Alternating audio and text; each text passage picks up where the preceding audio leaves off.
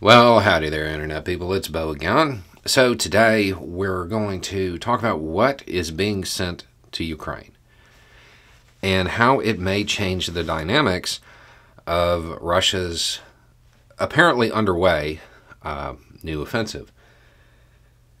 The U.S. has very much committed to the idea of giving Ukraine the tools it needs at this point. The days of piecemeal deliveries of small stuff, that's ending. The U.S. has committed to providing 155mm howitzers.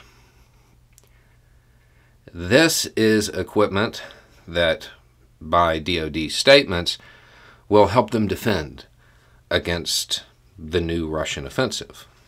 And yeah, that's true. It will. It will also help them launch a counteroffensive when the time comes.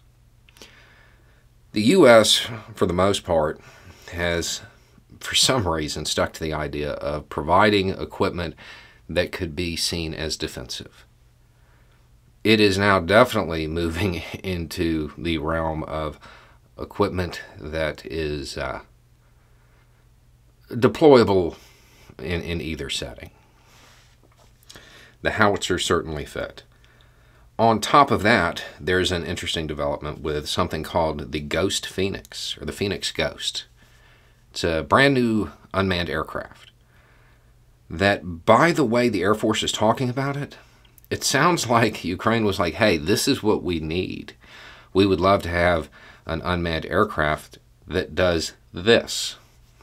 And then the Air Force developed it and fielded it in weeks, is the way it sounds. We don't know if that's actually what happened because they're being pretty hush-hush about it.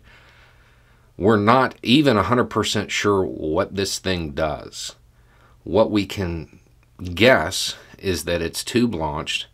It'll have a range of 10 to 15 kilometers, hover time of 15 to 20 minutes. There are some rumors that suggest it's kind of a specialized switchblade. So it flies over, finds the target, dives down, destroys itself and the target.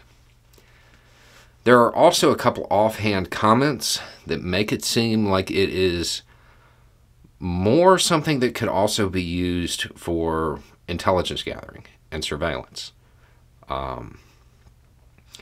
Again, it's hard on this one because you're trying to read between the lines on something that, at this point, they're not ready to disclose what it does. The interesting part about this is the speed at which this was apparently developed. Under normal circumstances, the deployment of conventional aircraft, that takes years, not weeks.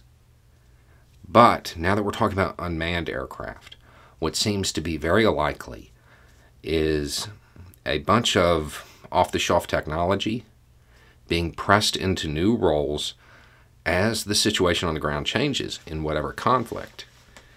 This is something that over time is going to filter down to what the U.S. sees as lesser powers.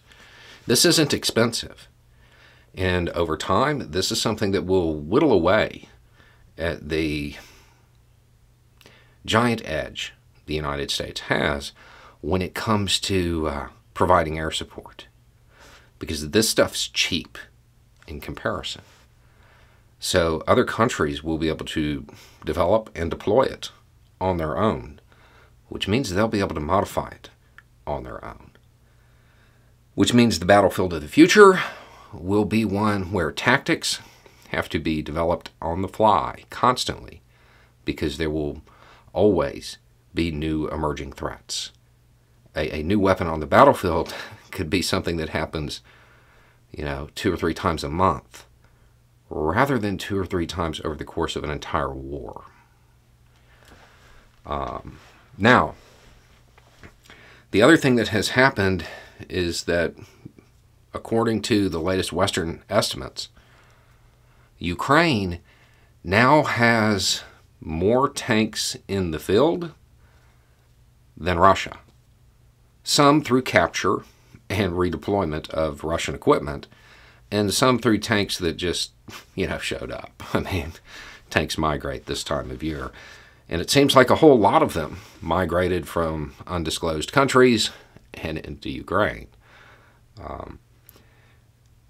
The offensive that the Russians apparently have underway right now is it's shaping up to be different, because it looks as though the West is making sure that Ukraine has the material edge, not Russia. If that is something that the West is capable of achieving before this offensive really gets rolling, assuming it does, that's going to change a lot of math. So we're going to have to wait and see, but the new weapons that are showing up, the new stuff that's being delivered to Ukraine, is of a higher caliber, pardon the pun, than what has been delivered before. And it is stuff that can eventually be used to move the line the other direction. Anyway, it's just a thought. Y'all have a good day.